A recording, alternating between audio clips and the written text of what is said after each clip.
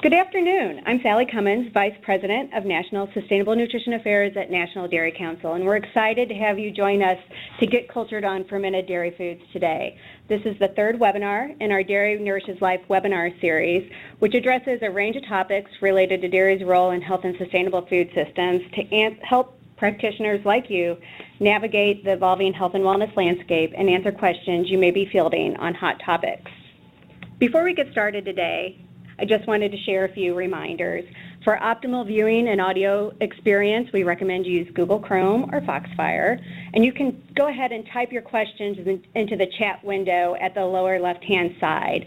And if you happen to be following along on social media, please use the hashtag Dairy Nourishes Life. And then we'll be sure to share continuing education certificates and handouts within 24 hours or by end of day tomorrow. For those of you not familiar with National Dairy Council, NDC is a nonprofit organization founded in 1915 by dairy farmers because they believed in science and the importance of understanding how dairy foods may benefit human nutrition and health.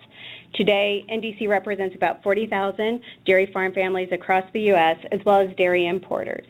On behalf of America's dairy farmers, our diverse team of scientists, registered dietitians, and communication professionals strive to bring to life dairy community's shared vision of a healthy, happy, sustainable world with science as our foundation.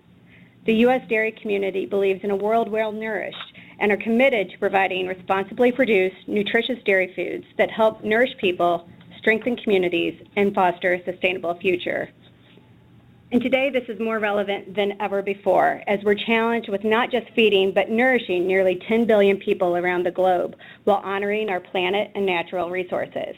We're at an important fusion of personal health and planetary health, and we need to think about nutrition and food systems from multiple dimensions that make up sustainability: social, economic, and environmental. And the body of science, innovation, and continuous progress indicates that dairy can play a vital role in being part of the solution when it comes to health and sustainable food systems. And if you're interested in learning more about this, you can search webinars on nationaldairycouncil.org and view an archived version of our first webinar, Dairy's Role in Health and Sustainable Food Systems. And also recently, Dietitian Connection hosted a podcast with NDC's SVP of Sustainable Nutrition, Katie Brown, on this very topic. But today, we're excited to provide more insight and a hot topic many of you noted in surveys from our previous webinars, fermented dairy foods. And I'm thrilled to be here today with Dr. Chris Cifelli, Vice President of Nutrition Research at National Dairy Council, and Chef and Registered Dietitian Andrew Dole, owner of Body Fuel. And with that, I'll turn it over to Andrew. Thanks, Sally, and good afternoon, everyone. Thanks for joining us. Like parachute pants and tie-dye clothing of the 80s, fermentation is back. In fact, we have over 10,000 years of fermentation history, and we aren't done because right now it's a hot culinary and nutrition topic. At first, the goal of fermentation was to improve shelf life of a product. It was really a survival need. We know now that the process of fermentation does a lot of things, enhances taste, changes texture, and provides some nutritional benefits. Let's take a look at a few of the familiar and maybe unfamiliar fermentations from around the globe. Poi is probably the most familiar from the Americas, the fermentation made of taro root. The garapos of the Colombian drinks, fermented sugar cane, and the champús, the Peruvian dessert drink, which is found in street food, are something you'll see more popularity in because of the mixology getting extremely creative with their culinary creations. Clearly, they're an important part of the Asian culture as well. The very familiar kimchi, fermented grated cabbage and assorted vegetables, is incredibly popular right now from a culinary perspective. Lassi, the Indian drink that's made of a blended sour curd and water, you might have actually had something very similar to this that you're not familiar with. It would be very similar to a yogurt-based smoothie. Then we have the African ferments. These are less popular right now, but gaining, especially the injera bread. It's a spongy fermented sour flatbread from the national dish of Ethiopia. And last but not least, we have the European influence, which we now see in our grocery stores, things like skyr and kefir and sauerkrauts. And for those who aren't familiar, skyr is the Icelandic cultured dairy product. It's very thick strained yogurt, but has a much milder flavor. And kefir is the fermented dairy drink made with a culture of yeast and bacteria that has a thick yet creamy drinkable texture. Here's a fact. Did you know that in 1768, Captain Cook earned a medal for feeding his sailors on his ships because it fended off scurvy? The fermentation process actually enhanced the micronutrient value, and so we have a rich history in fermentation. In fact, yogurt can be traced back to 10,000 and 5,000 BC. So humans were carrying, herdsmen were carrying their milk inside bags hung across their camel's back. The jostling back and forth created this thick, rich yogurt, and then the magic of yogurt was born. And here we are today with commercial processes. Today, fermented foods have found a resurgent popularity. The combination is probably based on their unique taste profile, their artisan aura, and the health benefits that have secured fermented foods at the top spots right now with trend spotters. In fact, earlier this year, in January 21st of 2019, one of my favorite sites, Today's Dietitian's What's Trending in Nutrition survey, of more than 1,300 registered dietitians found that fermented foods topped the list of superfoods for 2019. The reason? It's most likely due to benefits such as boosting gut health to potentially blunting inflammation. And thankfully, we have Chris Cifelli here with us, one of NDC's research PhDs, to translate that research on this webinar in a few slides. So what are fermented foods? In particular, fermented dairy. This infographic you're looking at, developed by the International Association for Probiotics and Prebiotics, does a really nice job of addressing the topic. Simply put, fermented foods are made by extensive microbial growth. Yogurt is a perfect example. It's made when specific lactic acid producing bacteria, or yogurt starter cultures, are added to milk. During fermentation, these starter cultures grow on the sugar and other nutrients in the milk and produce lactic acid. This changes the flavor texture, which is unique to yogurt. The nutrients in the milk are enhanced, and we end up with the yogurt product. This same type of process happens with all fermented foods. What's different depends on the type of bacteria that's used and whether it's a yeast or a mold. So there are different types of fermentation. Here is a video that I'm going to take a moment and share with you. The National Dairy Council partnered with Discovery Ed, one that incorporates fermented food to help STEM students, education for 5th through 8th grade students, to learn more about the topic. When milk leaves the farm, it can be turned into lots of different dairy foods with the help of science. Cow's milk can be used to make cheese and yogurt through the process of fermentation. Let's check it out. First, the milk is pasteurized, meaning it's heated up to kill any harmful bacteria. Then the good bacteria, yes, bacteria can be good, are added to turn milk into different foods. When different types of bacteria are added to milk, they can make milk thicker and tart, like yogurt, or into a savory cheese. Fermentation is a reaction caused by the helpful bacteria we add to milk. The added bacteria break down milk compounds and make an entirely new dairy food.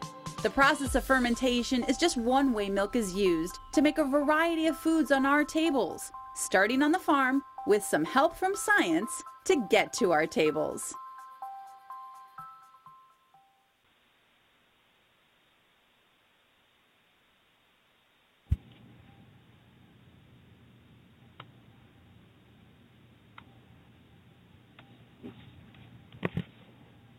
As fermented foods enter the spotlight, it's important to note it can be easy for people to get confused about what fermented and probiotic actually means. And oftentimes people think all fermented foods are the same thing as probiotics, but not all fermented foods are considered probiotics.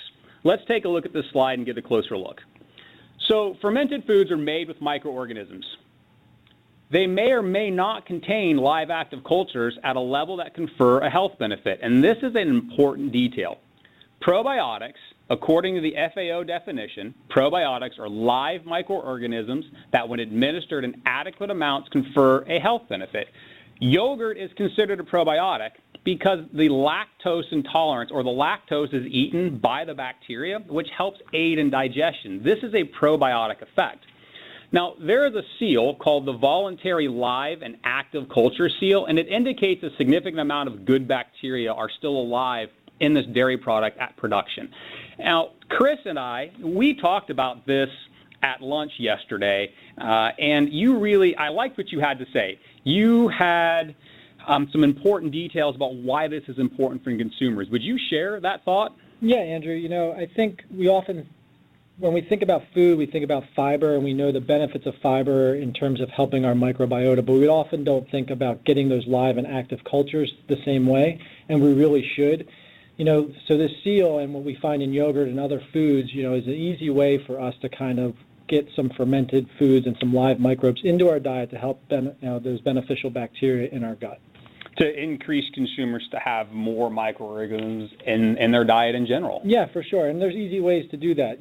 Besides yogurt, if you're having a tuna fish sandwich today, go to the old-fashioned pickle jar and find that pickle that, has been fermented and not get the one that's been pasteurized and sterilized. There's easy ways we can weave this into our diet to get health benefits. And that's actually a great segue, because we're going to talk about the difference between fermented foods on the next slide. Pickling non-dairy foods. So let's talk culinary for a minute. When talking about pickling or fermentation, it's really easy to get confused here as well, because products can be pickled, fermented, or both, fermented and pickled. The devil is in the details, because the production process is what determines if a potential health benefit may even be available. So preservation to production, how method matters. Pickling as we know it today is most likely based upon the quick pickling method. These are the shelf-stable products, the sauerkrauts, the pickles, the okras that we find on our shelf store. This can be done at home or commercially, and it really doesn't take very long. It involves heating a flavored vinegar solution and submerging that vegetable for a short period, hours or days. And the heat slightly cooks the vegetable, changing the texture. The acid from the vinegar is what imparts the tang, not the lactic acid.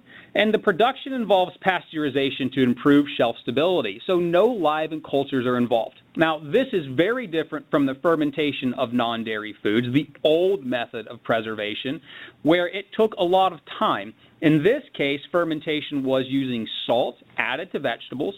The salt forces the water out of the vegetable to create a brine. Now, that vegetable would sit in the brine for long periods of time, weeks, months, and in some cases, even years. Bacteria, the natural cultures on that fruit and vegetable, will grow and develop the flavor. That lactic acid production what gives us the tang in a real ferment, not the acid, as well as changing the texture. So the good microbes enhance the vitamins and minerals in the product, keep check the bad, and maintain pH balance. Some examples that we'd already talked about of an original fermentation would be natto, kimchi, or a traditional sauerkraut that's been refrigerated. So then we get the fermentation of dairy products. So fermentation, dairy is fermented but not pickled. And here's a key term to remember. Cultured is synonymous with fermentation. So when we talk about culturing dairy, we're still thinking about the idea of fermentation.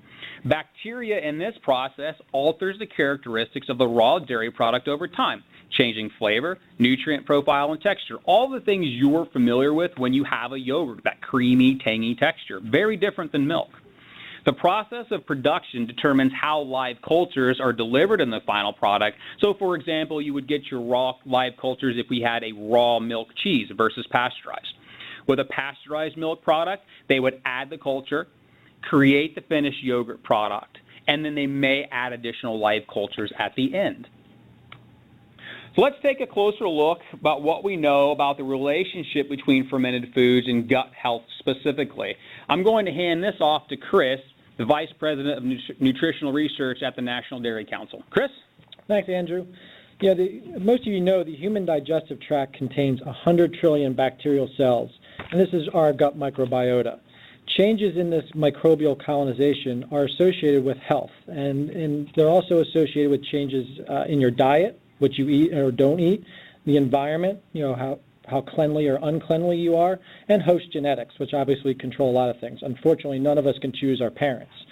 Modern practices such as sanitation, antibiotic use, C-section birth, formula feeding, and much more have kind of changed the way our microbiota is, the composition and the functionality. And while all those things are very important for health, none of us would argue against antibiotics. I think the indiscriminate use of it sometimes can be detrimental to our health.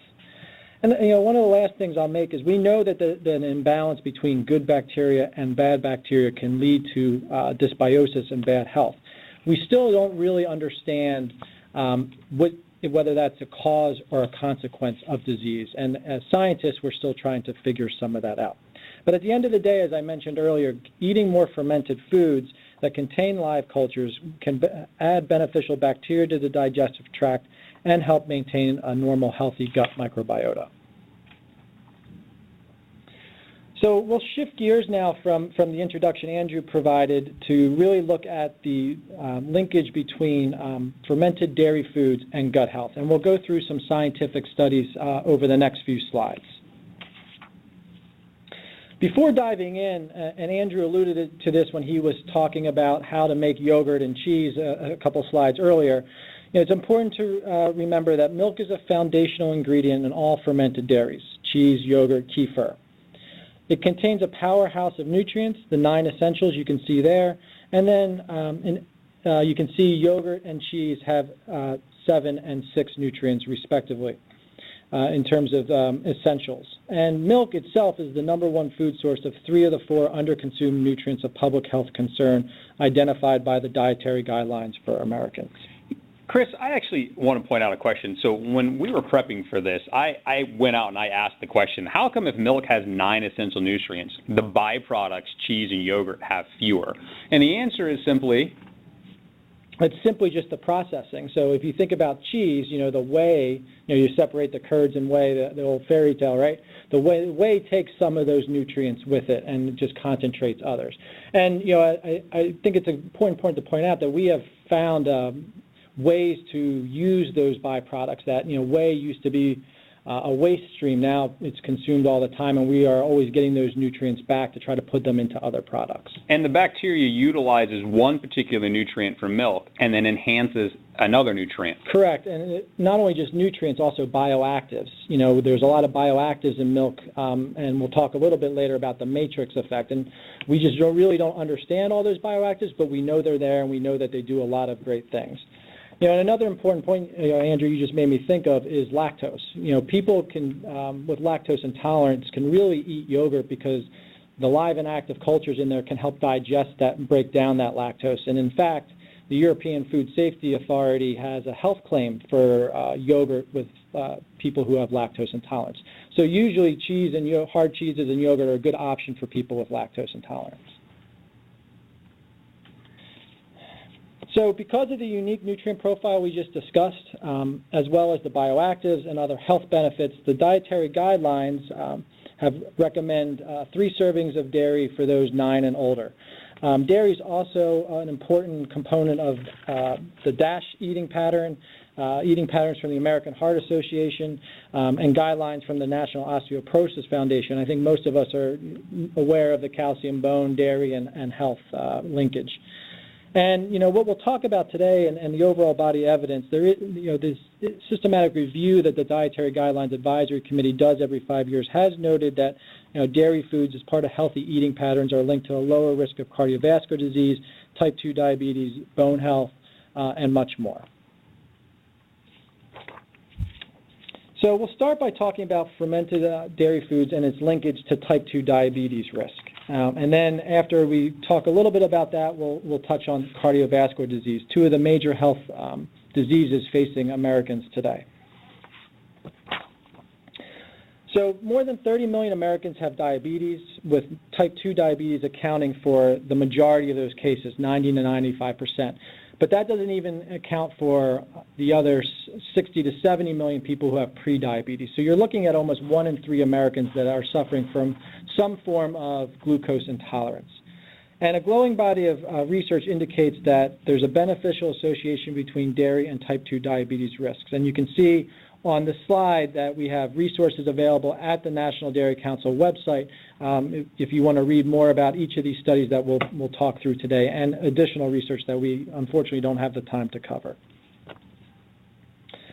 So the first two studies I'll show both show an association between, a beneficial association between dairy foods and type 2 diabetes risk.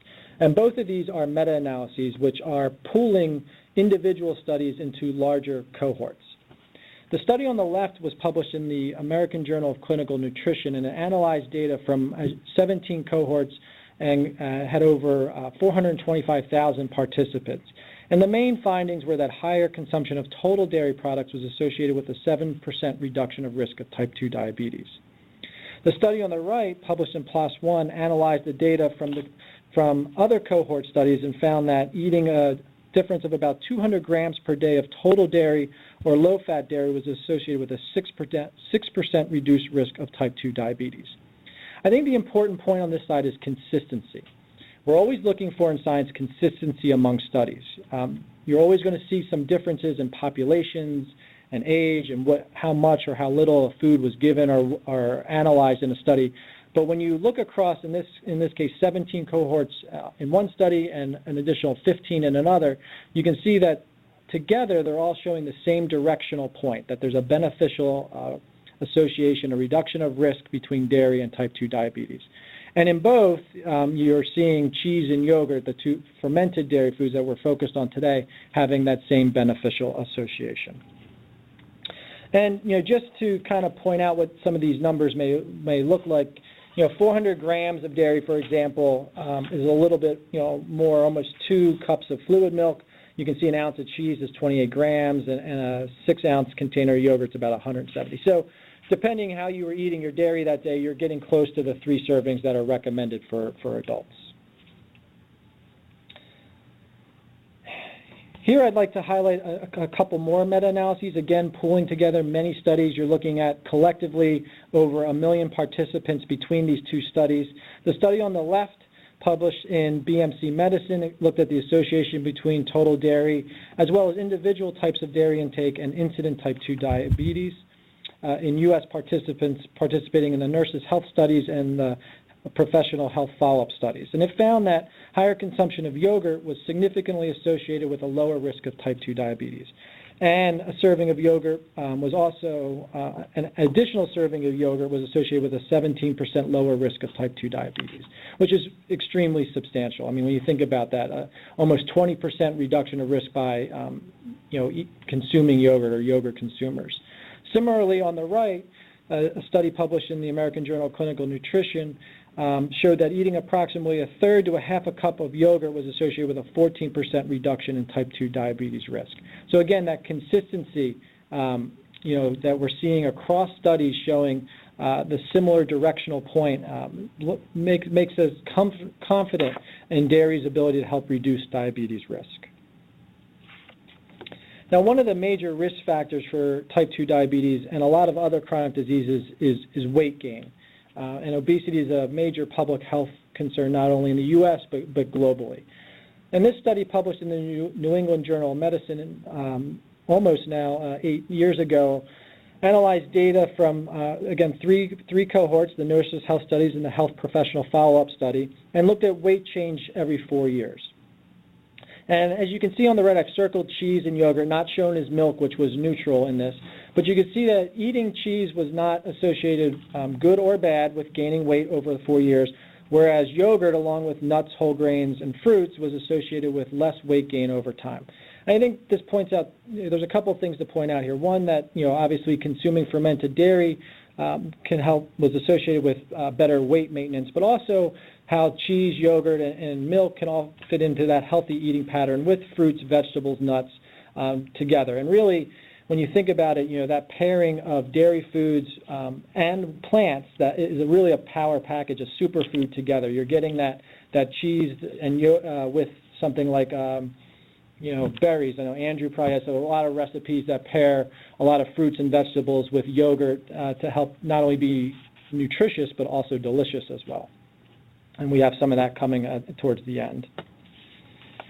Now, if we shift gears a little, we'll talk about cardiovascular disease. Again, I wanted to point out that you can go to our website and find some summaries to kind of help describe more of the science than time allows me to present today. So since the 2015 dietary guidelines, in the last few years, there's been a huge body of evidence that has looked at dairy foods and CVD risk. It's really a hot topic, and this actually dates all the way back to the 2010 Dietary Guidelines Advisory Committee that had one of their questions of interest that they kind of put at the end of all the reports around dairy fats and the bioactives in there and health. So you're really seeing over the last 10 years a concerted effort to understand dairy's role in cardiovascular health. And again, most of the research is pointing at a neutral or beneficial association between dairy foods, regardless of fat content, and CVD risk. And I bring up fat because you really can't talk about dairy, and especially cheese, without getting into the whole saturated fat idea. And so we'll talk about that on this slide. So this is showing data from a clinical trial that it was 12 weeks and among 139 subjects who had metabolic syndrome. And what they did in this study is they fed them either regular fat cheese for 12 weeks, a reduced fat cheese, or the control group, which had bread and jam or other carbohydrate foods to kind of match the calories. And you can see the difference in saturated fat listed at the bottom of the little schematic on the left side of the screen. And overall, the main finding was that there was no difference in total LDL or HDL cholesterol among the groups. So in these at-risk people, they had 2 or more risk factors for metabolic syndrome, eating full-fat cheese did not have deleterious effects on their health or on their LDL cholesterol, which is a really important finding. And again, it's probably that mix of the fermentation with the packaging of all the nutrients and some of the bioactives in there that make it behave differently than, say, a different source of fat. Going back to meta-analysis, on the screen here you can see a meta-analysis of 15 prospective cohort studies that looked at the total risk of CVD, coronary heart disease, and stroke. And for all of them, they showed a reduction of risk, 10% for CVD and stroke, and a 14% for coronary heart disease. And again, this study, similar to the one before, did look at cheese in particular and showed it was associated with a lower risk for cardiovascular disease and coronary heart and stroke. So you're seeing, again, consistent evidence that maybe cheese doesn't behave as we would expect. And I think, again, that's really important because it is a nutrient-dense food. And really, as a parent with 3 kids, I know my wife and I are always trying to find creative ways to get our kids to eat fruits and vegetables. And, a little bit of cheese can go a long way to helping in that respect. So we'll dive into now, we'll shift gears from cheese to yogurt, and we'll look at high blood pressure, which is a risk factor for cardiovascular disease. And this study looked at, which was published in the Journal of Hypertension, again, analyzed data from the Nurses Health Study and the Health Professional Follow-Up Study, and looked at the relationship between yogurt consumption, as well as cheese, milk, and total dairy, and high blood pressure. And they found that study participants consuming at least 5 servings per week or less than a serving compared to a less than serving per month had a 16% lower risk of high blood pressure. Total dairy was also associated with a lower risk in the study.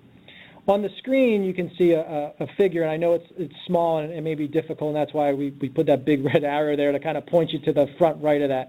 It kind of pairs up, if you're in the highest tertile of consuming yogurt and the highest tertile of having a DASH eating score.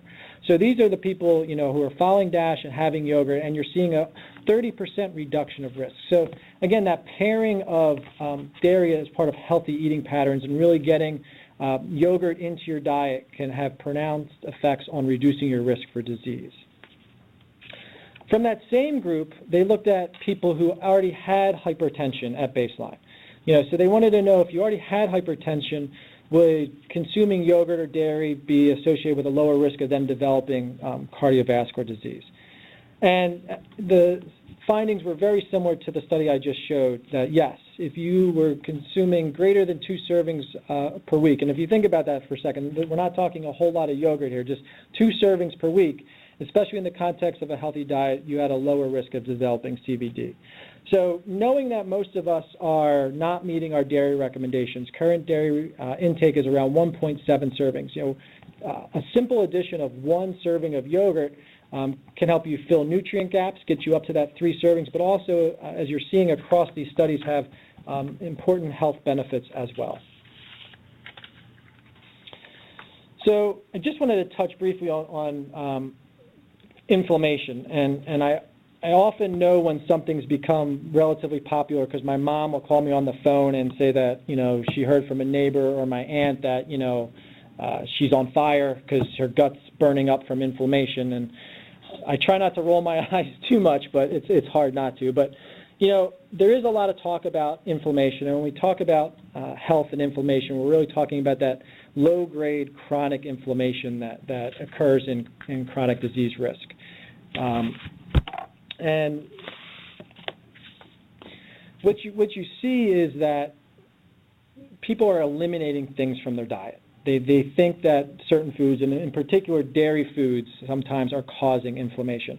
So what I'm showing up here is actually a systematic review of 52 clinical trials that concluded that there was no association between dairy foods and inflammation. And when you step back and think about it, this makes a lot of sense. If inflammation is linked to chronic disease risk on one hand, and dairy foods are inversely associated with chronic disease risk on the other hand, it wouldn't really make a whole lot of sense if dairy is increasing inflammation and decreasing CVD risk, hypertension risk at the same time. I think this is a good point that, as you're talking with your friends, family, clients, or whatever, to kind of make sure you're looking for the evidence and going to these systematic reviews that look at this for the information and helping people not make choices that would eliminate a certain food group from their diet, whether that be dairy, vegetables, nuts, or whatever. It's just not healthy to eliminate whole food groups. In terms of new clinical studies that kind of support what I just showed is here's a study that looked at gut integrity and gut inflammation and yogurt. And in this study with 128 premenopausal women, they fed 1.5 servings of low-fat yogurt per day for 9 weeks and showed a reduction of markers of chronic inflammation and improved gut integrity. So the gut was doing its job better. It was keeping some of the bad stuff out, the LPS and other things that trigger the immune system and the inflammation, and allowing it to bring all the healthy nutrients and stuff into the body. One of the cool things about this study, one of the things I really I think is important to note is that this was the investigator of this study used Yoplait. And I'm not trying to call out specific brands for being better, but it was not a low sugar, high protein specialty yogurt. This was just the Yoplait that we each give our kids or we enjoy snacking ourselves.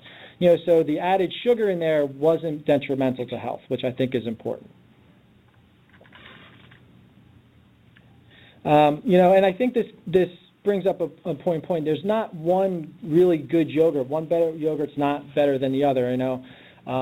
I have a personal brand. I like a little 2% yogurt, and I like adding my sweetness to it. I know other people don't. I think this study and the evidence is suggesting that it doesn't really matter the type of yogurt, just as long as you're getting some yogurt and fermented foods into your diet, you're going to have health benefits. Now, beyond just simply health, there's really an often overlooked thing in nutrition that we don't talk a whole lot about, and that's healthcare costs or the economic cost to the consumer. We sometimes think about how it affects our pocketbook when we go grocery shopping, right? And dairy foods are an economical source of important nutrients, but we don't think about, well, if we're reducing disease risk, what's that actually going to do to healthcare costs? And this study that was done using a UK population kind of highlights the potential. And again, this is just a model, so it's not saying this would or would not happen, but gives you a good idea that if people just up their yogurt consumption, you can see here by 100 grams per day, it's estimated just by helping to reduce diabetes. If all those assumptions were true, that you got that 15% reduction of risk, you could save almost 2.3 billion pounds in the UK in terms of lower diabetes risk. And whenever we go to the doctor, you think, they're trying to treat the disease, but if we work as nutritionists to help, reduce that risk, we could have profound health effects, but also important effects to the economy and the people's pocketbooks. So, really briefly, I just want to kind of tie things up by talking about the dairy foods matrix. And we've alluded to this a little bit throughout the presentation thus far. None of us got up this morning and for breakfast scooped individual nutrients into a bowl and then ate them, right? You didn't put some sat fat and then added your vitamin mix and added fiber to that and kind of ate that dry powder. We eat foods, and foods are unique. And dairy foods in particular, I think, are extremely complex, as you can kind of see in the center. And then when you ferment that milk, it gets even more complex and more crazy, and actually, as a scientist, very exciting. So the food matrix is the physical form of the food, but it's also how its components, nutrients and non-nutrients, interact with each other. So it's not just that they're present there, but there's an interaction. And not only is there an interaction in the food, there's going to be an interaction when our bodies go to process that food. So the research is indicating that this food matrix of dairy foods may moderate the effects of dairy on CVD biomarkers, as we just showed and talked about.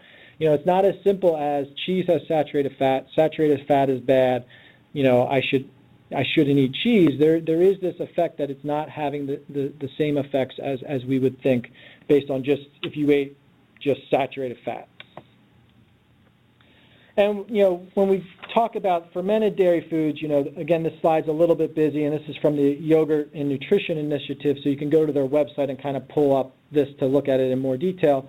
You can see, again, there's bioactive compounds. There's increased concentration of vitamins. I loved Andrew's example of the scurvy and vitamin C.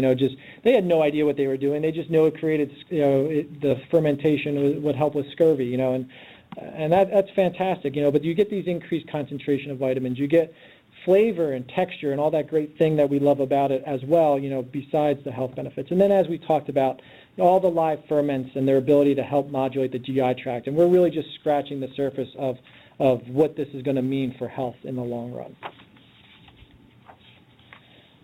So I think with that, I'm done with the science portion of it, and hopefully all of you can kind of see the consistency of that evidence all pointing in the same direction. And and I want to turn it back to Andrew to kind of get our taste buds going a little bit with some recipes on how you can use fermented foods. Yeah, I'm actually reading through some of these really great questions, and Chris did a spot-on job of answering them as some of them popped up, and I know we have a chance to answer some more at the end, so we'll have to hold off on a couple of those, but great questions. Thanks for participating in that way.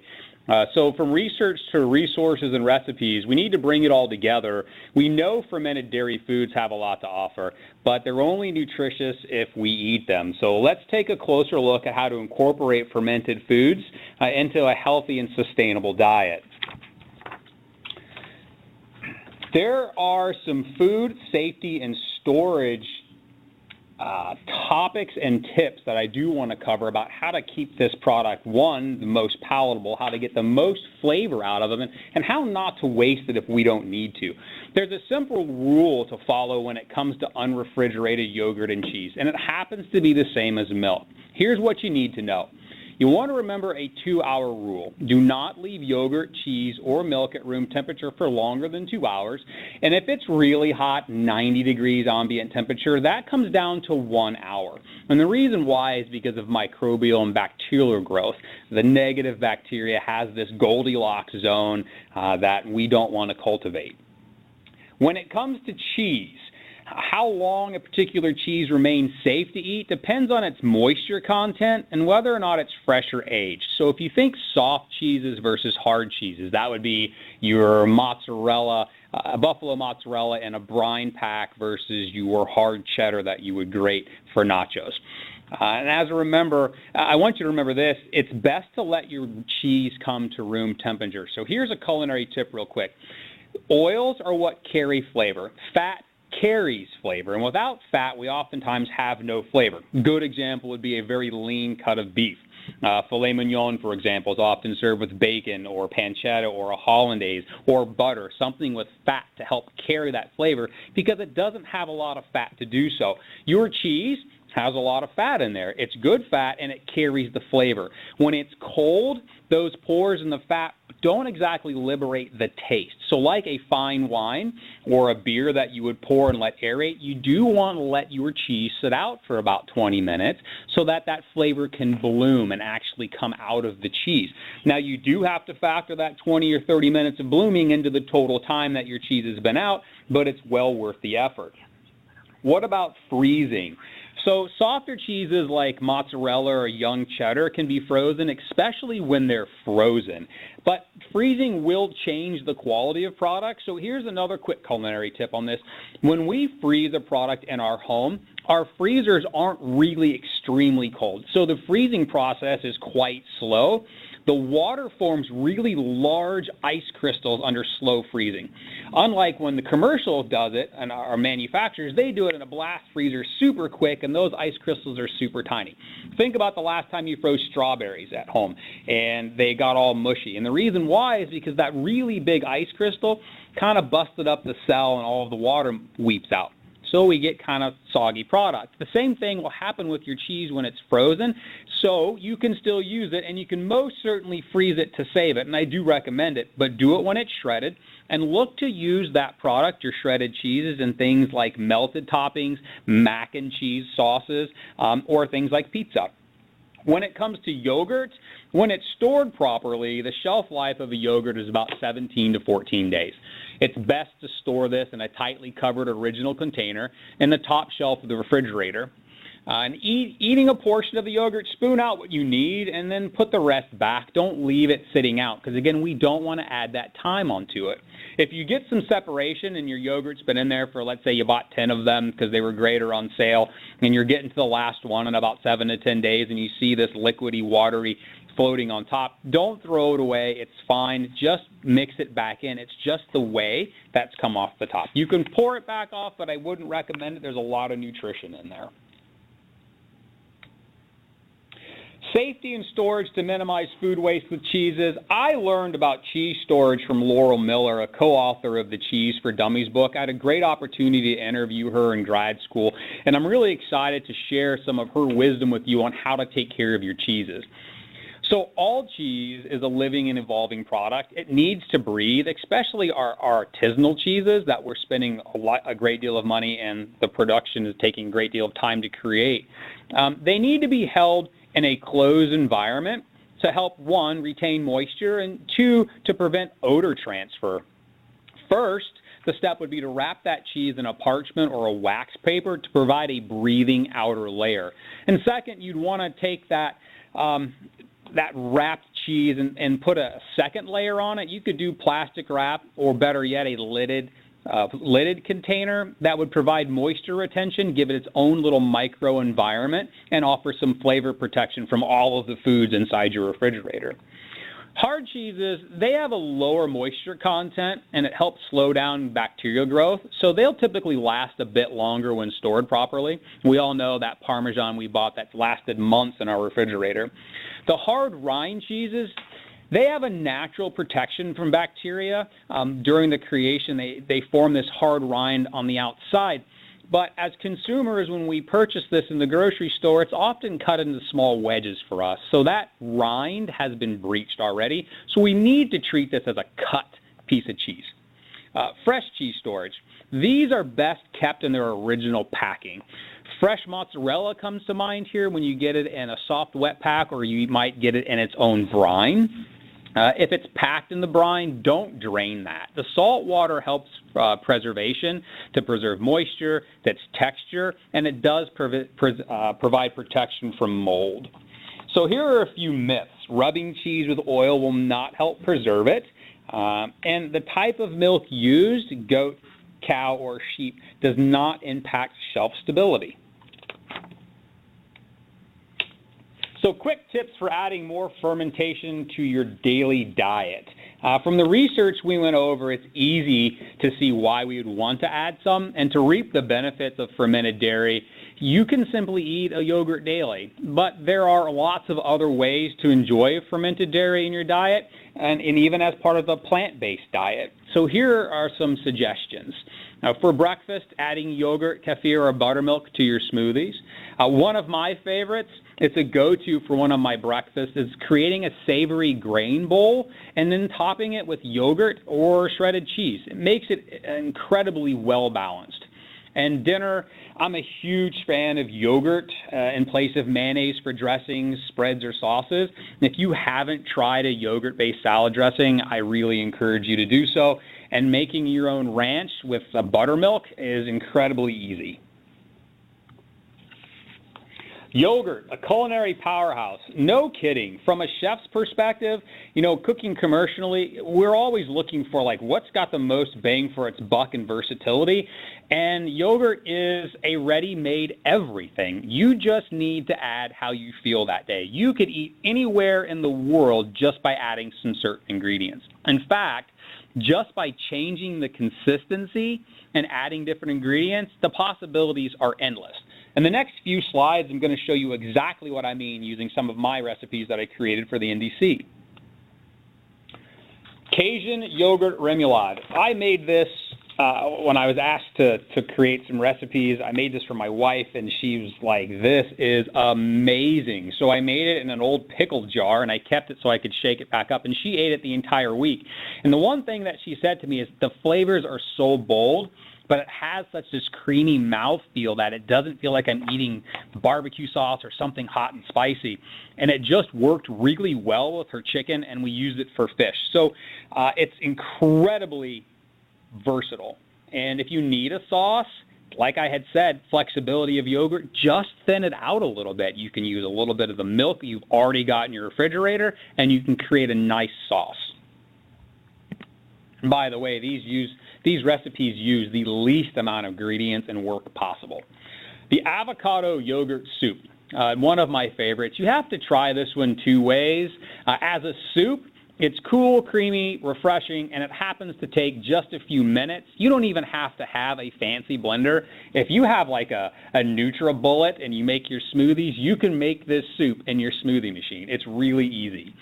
You can also make this a little bit thicker and not thin it out so much, and what you end up with is an incredibly fresh, minty avocado dip for toast points or that vegetable crudité platter you're putting out for a party.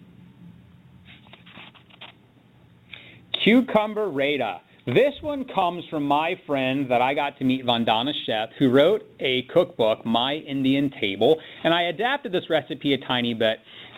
Cucumber Rata, this recipe is a cooling balance to the intense spices of Indian cuisine. It's absolutely brilliant for what it does, and I didn't make a ton of changes to it.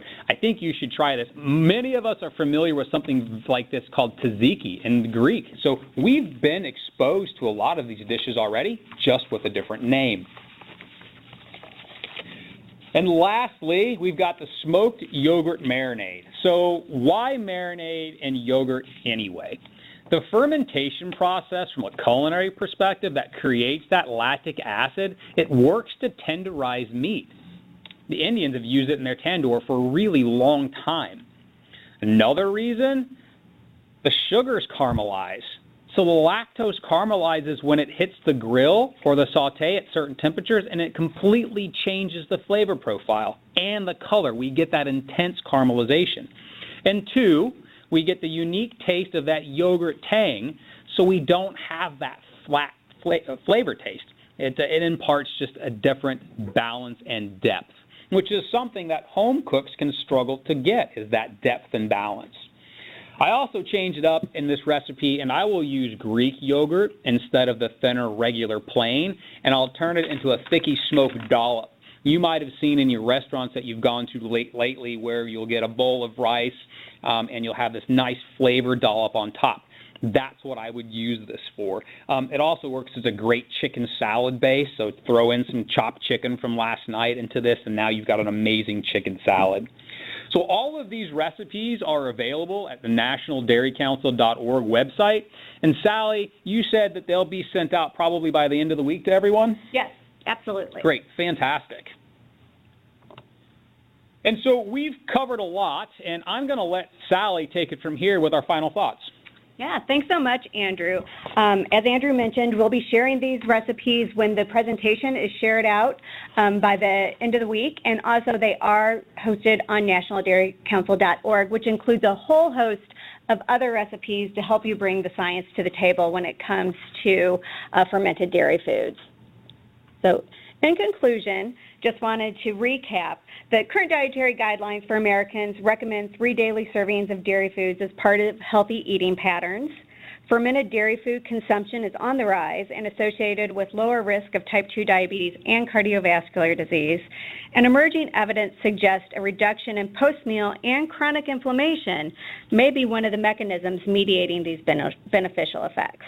And lastly, fermented dairy foods are more than just the sum of their individual nutrients. The fermented dairy foods matrices are unique, and it needs to be considered collectively when looking to understand these health benefits.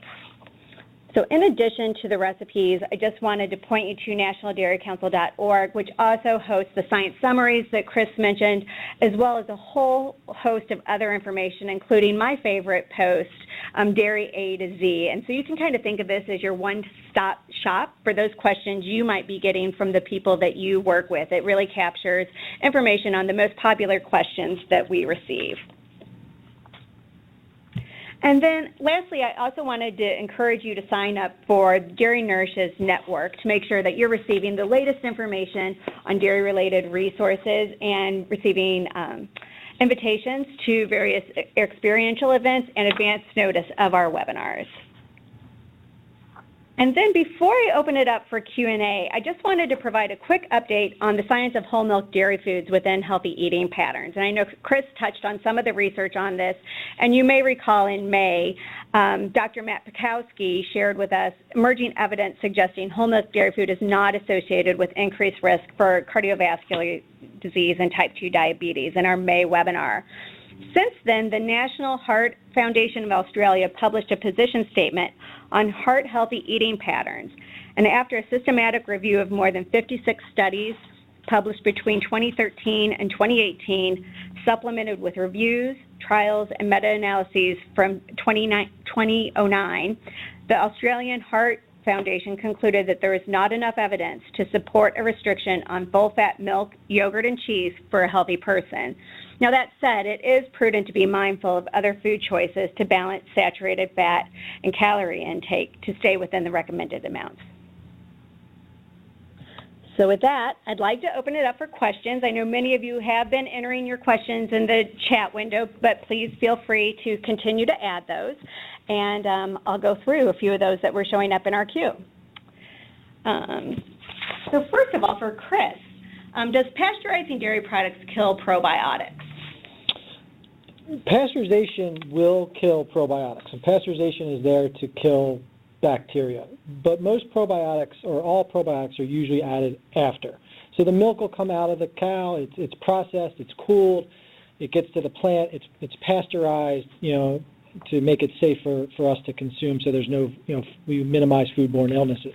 If you're making yogurt and cheese, then after that pasteurization, you add the starter cultures to start making, your yogurt. You add the Streptococcus thermophilus and the Lactobacillus bulgaricus. You make your yogurt, and then the probiotics are added after. So you've kind of taken care of all the bad bacteria and added back all the good bacteria. But as Andrew was talking about in the beginning, if you see things that have been pasteurized or sterilized, any of the bacteria in there, good, bad, or otherwise, have all been killed by that process.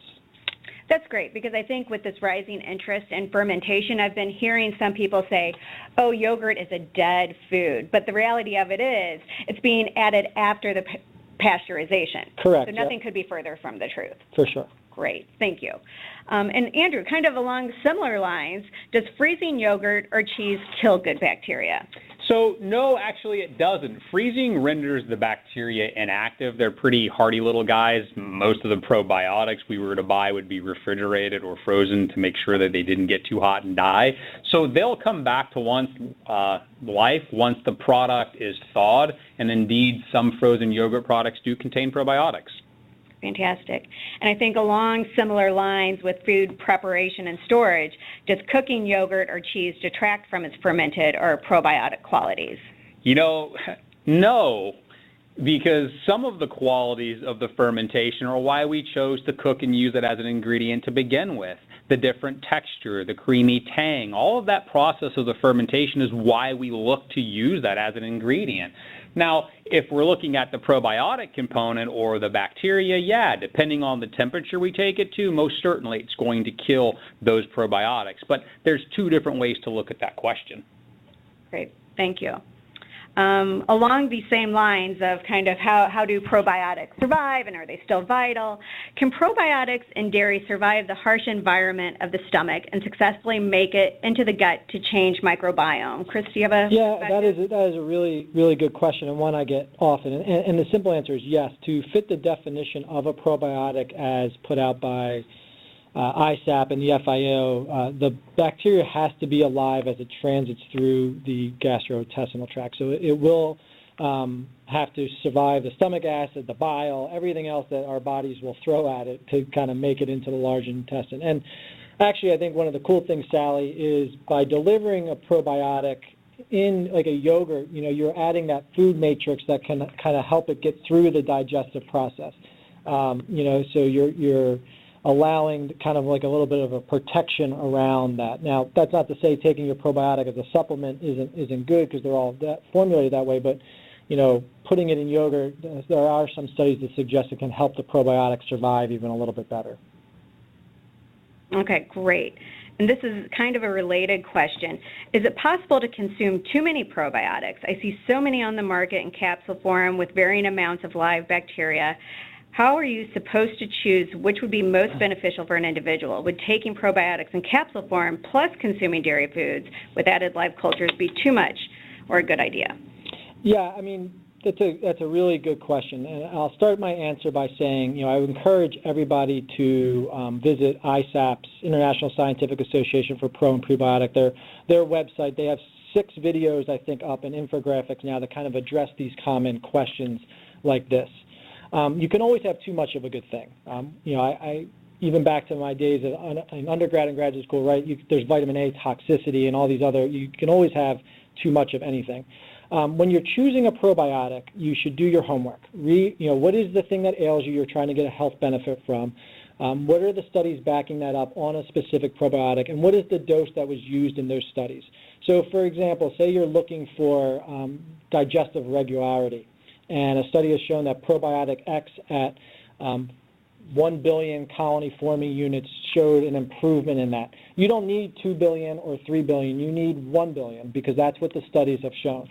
So, really just take your time, do your homework, much like you would do with anything else. A lot of times we spend, anyone as kids, how much time do we spend worrying about all the things, what soccer club our kids going to be on?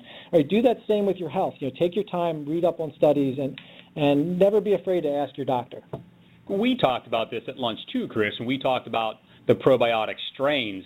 And the thing about lactose and dairy is they are highly researched individual strains that we know how they react. Yeah. But with a lot of the probiotics we see on the market in supplemental form, they don't interact the same way. So just like the 5 people sitting at your table, if we know how one acts by themselves, we get your friend involved, now you act differently.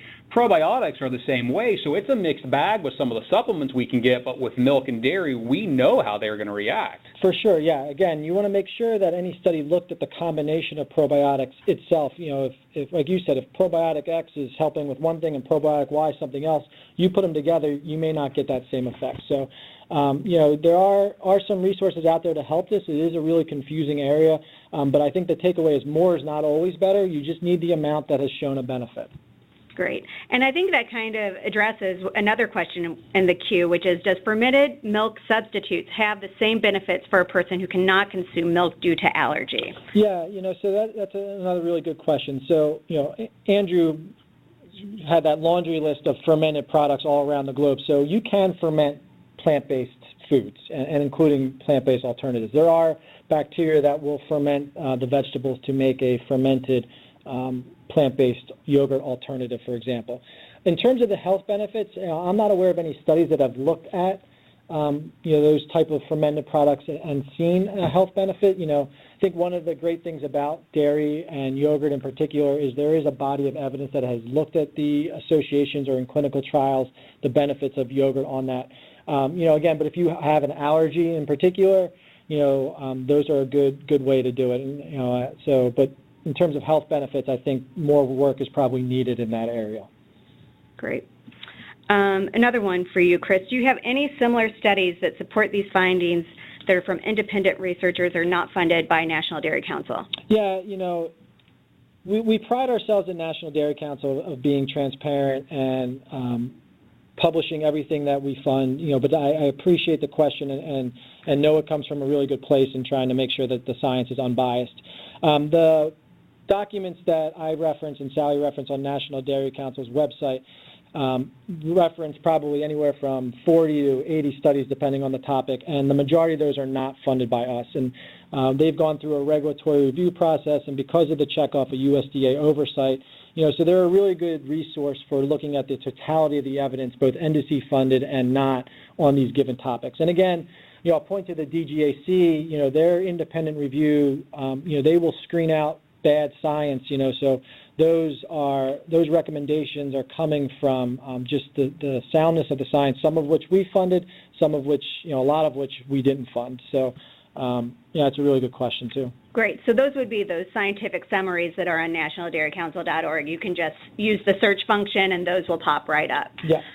So we're at time. I really appreciate everyone's time and attention and questions today. It's been a great crew, and did want to remind you in your follow-up survey, you'll receive an option to sign up for the Dairy Nourishes Network. We'll give you advance notice of our Q4 webinar that will take place in December. So thank you so much for your time. Feel free to continue to add any questions within the chat bar or comments, and we look forward to connecting with you in December.